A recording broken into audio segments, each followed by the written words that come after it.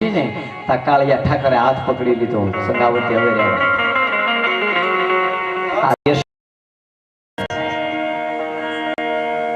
અનમાં વીરબાઈ હાથ જોડી કીધું, જલારામ બાપા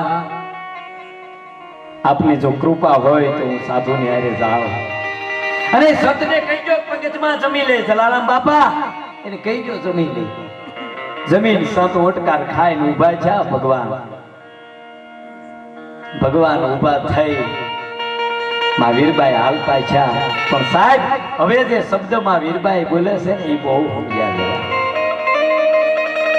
કે જલારામ બાપા અત્યાર સુધીમાં આ દાસીની કોઈ તમારી સેવા ચાકરીમાં ભૂલચૂક થયું હોય ને તો જલારામ એને માફ કરી દેજો, એને માફ કરી દેજો. જલારામ એને માફ કરી દો.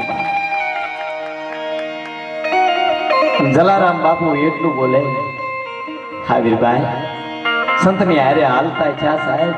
તેથી સતાધારમાં આપો ગીગડો ડુંગર ઉપર ચડીને ખડખડાટ દાંત કાઢતો હતો. કોકે સેવકો પૂછે છે બાપુ આ શેના દાંત કાઢો? તો આ કે આ જલારામે મોતીડું પરોવી લીધું. આ જલાએ મોતી પરોવી લીધું. એની પાસે ફોન હતા, ઈ ફોન હતા.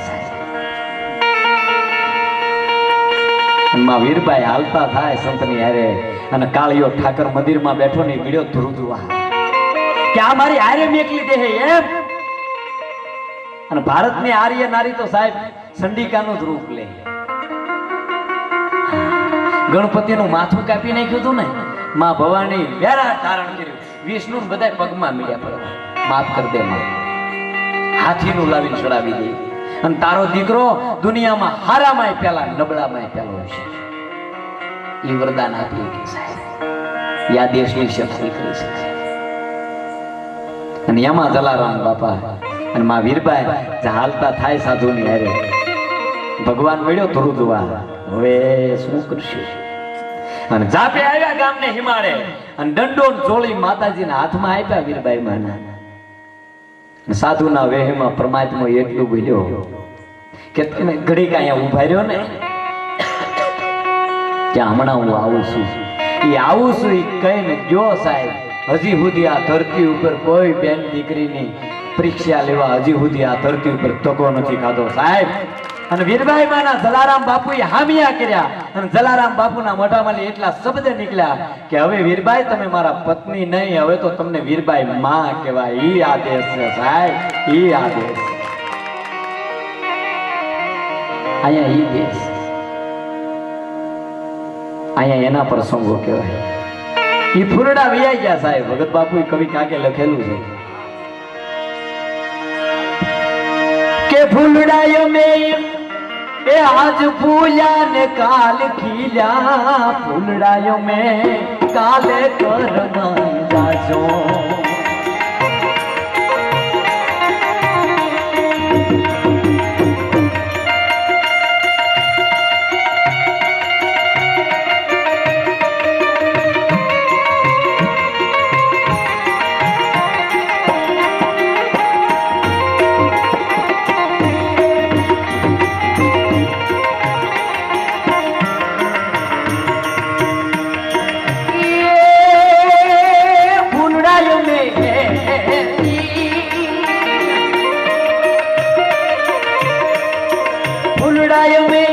आज फूला न काल खिला.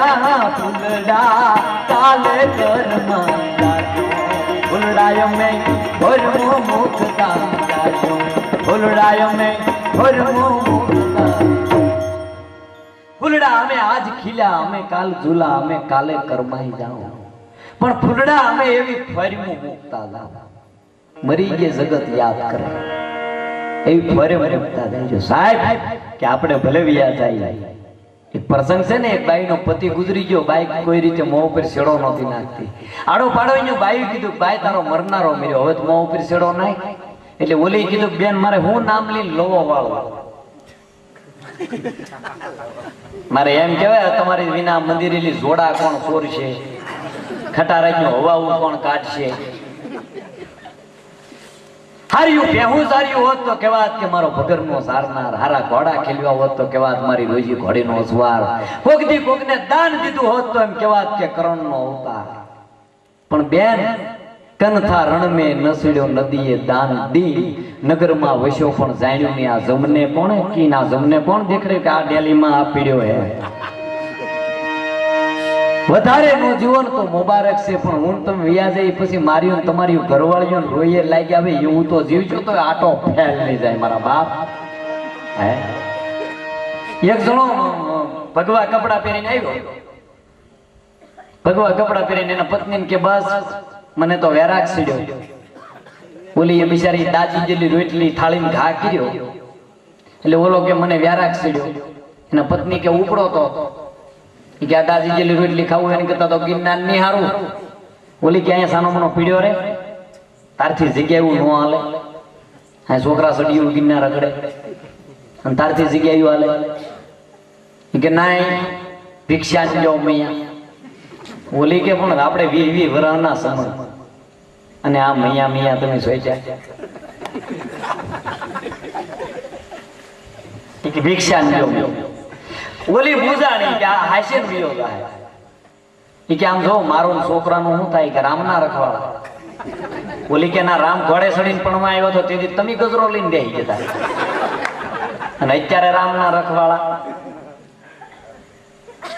કે ગાંધી રાજા ભરતડી 92 લાખ માળવો મેલી જો તેથી એની પત્ની આવો પ્રશ્ન નહોતો કર્યો. ઓલી કે 92 લાખ મેલી જતો અને તમે બીજો લેંઘો મેલી લીધા. તમે ગયા પછી દુકાનના નામાય મારે શું કહેવા પડે.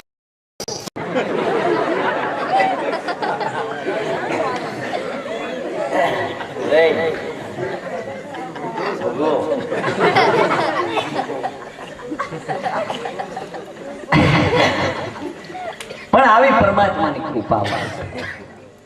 આપણે પેલા ઓલા નોરતા રમાતા ખબર, અને એમાં જે ભવાયા રમતા મોરારી બાપુ ને હમણાં કથા હતી ત્યારે બાપુ બહુ કહેતા કે આપણી જૂની વસ્તુ ભૂલી ન જાય. જૂની વસ્તુ ભૂલાય નહીં. એમાં આપણે જે ભવાયા રમવા આવતા ને ભવાયા જે ઠેકડા મારતા અને એવી કઈક પરમાત્માની કૃપા હોય તો એવું બને. નકર આપણે ગામડામાં ને ડબ્બાના આસન ને પતરાઈ તરવાર્યું. પ્રધાનજી તો કે જી મહારાજ દાસી શું કરે કે બત્તીને હવા પૂરે. બોલે આપણે હવા પૂરવાની પેલા બત્તી આવતી. દાસી પીડી પીડી ટેકાવીને બેઠી હોય. એમાં અમુક રાતે જે પાત્ર પહેરે ને દિવસે પાત્ર મગજમાં ચડી જાય. એક જણો મહારાણા પ્રતાપનું રાતે પાત્ર કરેલું ને દિવસે બસમાં બેઠો. ટિકિટ માત્ર કીધું ટિકિટ ટિકિટ કે દુષ્ટ પાપી ચિત્તોડ મહારાણા પ્રતાપ પાસે ટિકિટ માંગતા શરમ નથી આવતી. બોલો કે હું તમને ન ઓળખી ગયો. અત્યારે તમે અંદર પછેડામાં નીકળ્યા છો નગર સરસા કરવા. એમ કરીને પાછલી સીટમાં એને બિહાર દીધા. કઠણાઈ છે કે આગળ આવેલા સેકન્ડ મહારાણા હા ઉભા થાવ. કેમ કે સાહેબ આવ્યા અને કે આમ જો તમે આ ભાંગલી બસમાં ન હારા લાગો એટલે સ્પેશિયલ ગાડી ગાંધીનગર થી બોલાવી સીધા ગાંધીનગર ગળા ગળા. પણ પાત્ર મગજમાં ગળી જાય. અને એમાં જે ભવાયા રમતા એની એક ઘડી તમને એક અલગ સંભળાવું સાંભળવી ને. આપણે જે ભવાયા પેલા રમવા આવતા અને એ ભવાયા જે આમ રમતા હોય ને જે નાટક ભજવતા હોય ને સાહેબ બહુ મજા આવે. એને જોવાની એની ભવાયા એની કલા છે બહુ જોવા આવે. કે જહબરાની જમના ડોશી લાવે બળતણ કાપી એ ખાઈ જા લોટ કુજરા ને તાપી બેઠી બેઠી ભલા મોડી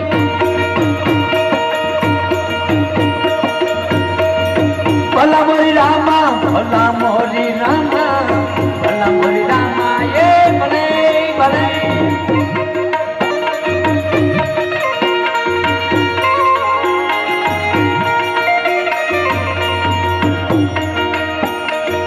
तेरा गुण प्यारा मने तेरा नाम प्यारा भला मोरी रामा ये भला मोरी रामा.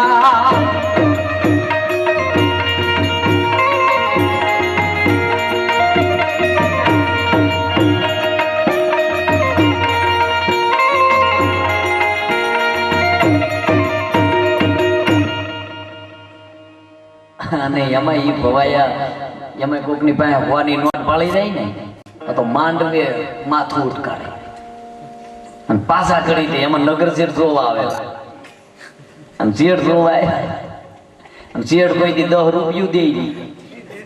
સરપંચે બે કરી કે શેઠ લખા આપણે અમે બધા એ લખાવ્યા. શેઠ કે હા હા લખી ગયો આપણે 100 રૂપિયા લખી ગયો.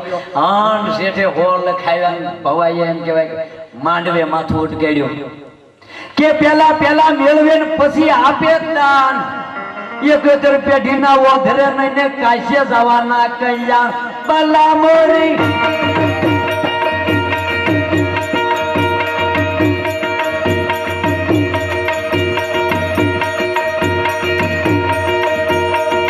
ભલા મોરી રામા ભલા મોરી રામા ભલા મોરી રામા એ હવાયા હવારમાં શેઠ ની દુકાને જાય કે શેઠ બોલા 100 રૂપિયા. કે હે આમ જો પછી બાઈ ક્યાંથી લાવ્યા હતા? કે સાહેબ એ તો અમે ખોટું પીન્યા હતા. કે આપણે ખોટું લખાવ્યા. નીકળો રોડના નીકળો ગાય ટાકી હુવા નહીં દેતા.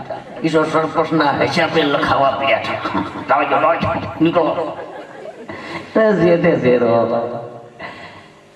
એમાં શેઠ વાણમાં બેઠેલા સાહેબ. વાણિયા છેતરાય નહીં. અને આ દેશના વાણિયાને હું વંદન કરું સાહેબ. આ દેશનો ભામાશા ન હોત ને તો મહારાણા પ્રતાપ અવરેલીના પર્વત ઉપર ટેક્યો ન હોત. અકબર બાદશાહના શરણે એક બાસ્તાને એક મહારાણા પ્રતાપ નહોતો નમ્યો. બાકીના ટોટલિંગ એના શરણે તરવાર્યું કરી દીધી છે. મહારાણા પ્રતાપ નહોતો નમ્યો. અને ઈ જ્યારે જાતો હતો અને બિલાડી એના છોકરાના હાથમાં લી ઘાસનો રોટલો ખાઈ જાય અને ઈ મહારાણા પ્રતાપ જેથી બાદશાહના ખોળામાં જાતો તો માથું નાખવા. અને તેથી આ દેશના વાણિયાએ ભામાશાહી કીધું તું તારે નહીં જવા. કેમ 20 વર્ષ તારું સેન ખાય ક્યાં સુધી ખૂટે નહીં એટલું હું આપું છું. આ દેશના વાણિયાનું વંદન કરવા જાઉં છું. આ દેશનો વાણિયો છેતરાય નહીં પણ એક જગ્યાએ છેતરા. વાણમાં બેઠેલા અને ઓલા ખારવાન વાતો કરે કે હે મુંબઈની સોપાટીમાં કોઈ દી ફરવા ગયો? ઓલો કે શેઠ મોતના મોઢામાં રહેવું કેમ ફરવા જાવું? તો એ કે તારી અડધી જિંદગી પાણીમાં ગઈ. કે હા શેઠ. એ કે કોઈ દી મેળા માનવ મેળામાં થાય ભજન પ્રોગ્રામમાં એ કે શેઠ આમાં મોતના મોઢામાં રહેવું કેમ જાવું? તો તારી પોણી જિંદગી પાણીમાં ગઈ. થોડે ગાયલા વાણ મળ્યું હાલત દોલત થાવ. કે શેઠ તરતા આવડે? તો નહીં. તો આખી જિંદગી ગઈ પાણીમાં. એમાં સાહેબ તારે હું જાફરાબાદ મારો પ્રોગ્રામ હતો પણ ક્યાં ચોમાસામાં તારે ખારવા લોકો મને વાત કરતા હતા નાજાભાઈ જયારે અમારી માતાઓ અમને 1 વર્ષ માટે અમે દરિયામાં વયા જાય અને જયારે અમારી માતાઓ અમને વિદાય દેવા આવે અને એમાં મેઘાણીભાઈએ 2 કડી લખેલી છે ઝવેરચંદ મેઘાણી. એમાંની 2 કડી મને બહુ યાદ છે. બેનો દીકરીઓ જયારે એને વળાવા આવે સાંજલા કરે તારે શું કે ભાઈ કે અવલાવાયે એ જીવાન લાવા જો અવલાવાયે વણલા એ તારી હિંમત રાખીને સટા છોડી દે જુવાનિયા.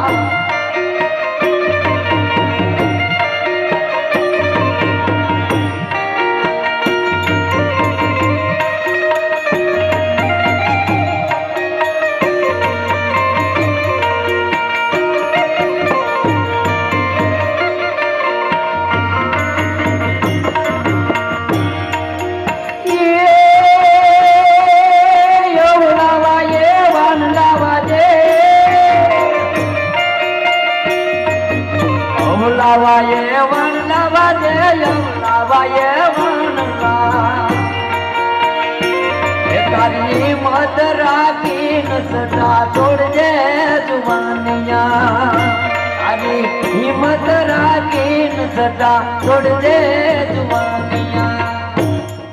અવળા વાયે વાણલા વાજે અવળા વાયે વાણલા તારી હિંમત રાખીને સટા છોડજે જુવાનિયા.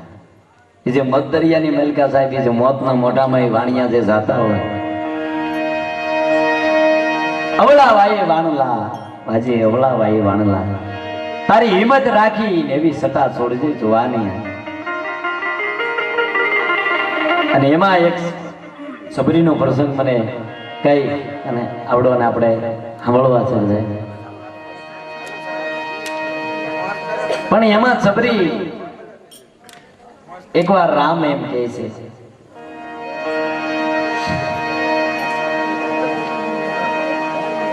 રામ એમ કહે છે કે લક્ષ્મણ પૂછે છે પ્રભુ તો કહા કે લંકાના રણ મેદાનમાં રાવણ એટલા બધા બાણ ઉલાળતો હતો, એમાંથી એક બાણ તમને ન વાગ્યું, એક મેઘનાથી મને મોરસા ખવડાવી દીધી. કે લક્ષ્મણ સાંભળી લે ભાઈ, શું આપણે જંગલમાં આયલા જતા હતા વનમાં? હા બરોબર. એક સબરીની કુટિયા આવી હતી લક્ષ્મણ. હા બરોબર. આપણે એક કુટિયાએ ગયા લક્ષ્મણ. સબરી તો રામ રામ કરતી હતી લક્ષ્મણ, પણ બાજુની વનસ્પતિ રામ રામના રણકાર કરતી હતી. 7 વર્ષની સબરી હતી. તારે એના ગુરુ માતમે એમ કીધું હતું તારી ઝૂંપડીએ મારો રામ આવશે. આપણે ગયા ને લક્ષ્મણ, તેથી 70 વર્ષની બુઢી ડોહી થઈ ગઈ છે લક્ષ્મણ. 70 વર્ષની બુઢી ડોહી. અને આજ મને તું જવાબ આપ લક્ષ્મણ કે યાઠા ફળ ધર્યા હતા તે ખાધા હતા? ના પ્રભુ, મેં નહોતા ખાધા. મને એમ થયું કે આ ભીલડીના યાઠા પર કેમ ખાવા? લક્ષ્મણ તે ખાધા નહોતા ને ભાઈ? તો કે નહીં. તો કે એનું પરિણામ તારે લંકાના રણ મેદાનમાં ભોગવવું પડ્યું લક્ષ્મણ.